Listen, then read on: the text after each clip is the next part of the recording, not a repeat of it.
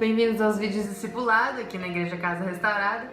Meu nome é Lorena e hoje vamos estar continuando com o tema Torá. A primeira parte do livro de Êxodo narra a história de Israel sendo resgatado da escravidão do Egito. E quando as pessoas dizem a história de Êxodo, elas provavelmente se referem aos capítulos 1 a 18, que conta essa história do Egito. Mas o livro tem uma segunda parte, onde Moisés entrega para o povo de Israel 10 mandamentos, junto com instruções para construir uma tenda. E o que conecta essas duas partes na narrativa é crucial. O povo de Israel, eles estão no meio do nada, estão no pé dessa montanha chamada Monte Sinai, e aqui a presença de Deus, ela desce dramaticamente em uma forma de nuvem e tempestade. Agora vamos parar e falar um pouco sobre esse conceito da presença de Deus, porque é muito importante para o resto do livro. No início da Bíblia, no Jardim do Éden, nós podemos ver que a humanidade está na presença de Deus. Eles têm um relacionamento próximo com Ele e isso era bom. Mas a humanidade se rebela, o relacionamento é rompido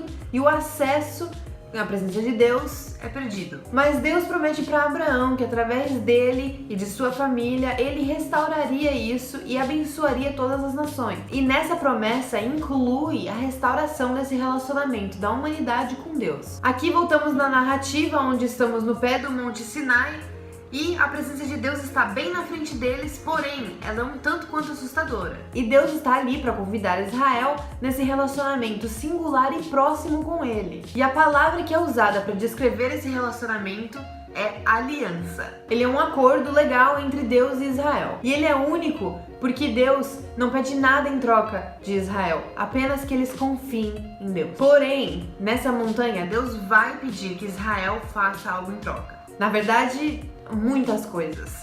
Ele vai dar uma série de leis. E essas leis, incluindo os 10 mandamentos, vão ser as leis que vai destacar esse povo, que vai representar Deus para o resto das nações do mundo. E Deus convoca eles para serem sacerdotes. E isso tudo se conecta com aquela promessa que Deus havia dado a Abraão, sobre uma bênção que viria e que abençoaria todas as nações da terra. Essas leis são um tanto quanto difíceis. Elas têm um padrão alto, porém, se há algum povo no mundo que seria capaz de obedecê-las, seria Israel, que experimentou de primeira mão a graça e o poder de Deus e que os libertou da escravidão do Egito. Então o povo de Israel concorda em seguir as leis, porém eles recusam a encontrar com a presença de Deus porque é um tanto quanto assustador. E vendo que o povo não vai subir a montanha para encontrar com Deus, Moisés sobe sozinho. Mas Deus ainda quer estar com o povo.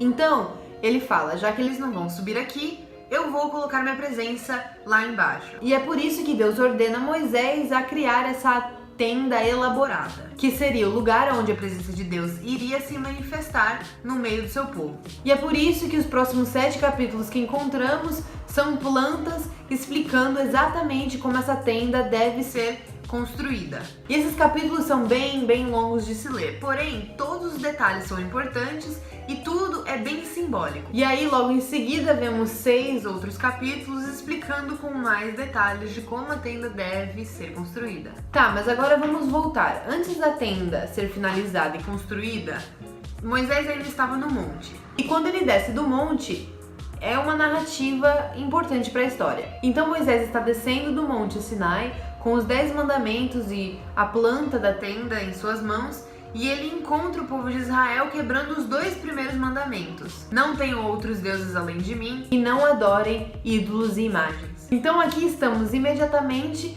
depois de que o povo de Israel concorda em estar em aliança com Deus, eles fazem um ritual e começam a celebrar com ídolos, imagens e outros deuses. Então Deus chega para Moisés e fala, quer saber, isso não vai dar certo, é melhor eu acabar com o povo de novo e começar a história com você. Mas Moisés lembra a Deus a promessa que ele havia dito a Abraão e pede para que Deus os poupe desse ato. O que é uma conversa interessante entre Moisés e Deus, porque O porquê Deus precisaria ser lembrado de uma promessa que ele fez? Esse diálogo nos convida a ver de perto o lamento e a dor de Deus devido ao pecado de Israel. E Deus poderia ter deixado Israel, mas ele escolhe ser fiel às suas promessas. Então chegamos ao final do livro. O tabernáculo é construído, a presença de Deus desce para encher o tabernáculo. E nas cenas finais, Moisés vai entrar no tabernáculo para estar na presença de Deus e ele não consegue. E de fato ele não consegue entrar. E é assim que termina o livro de Êxodos. E permita-me explicar isso. Quando Israel adora o bezerro de ouro, é como se fosse um tapa na cara da fidelidade de Deus com seu povo. Então Moisés ele não pode entrar na presença de Deus como se nada tivesse acontecido. Se formos pensar, ainda existe aquele problema do relacionamento quebrado entre a presença de Deus e a humanidade. E a pergunta que eu deixo para vocês é: será que algum dia eles vão consertar esse relacionamento e conseguir estar na presença de Deus? Bom, esse é o assunto do próximo livro de Levíticos.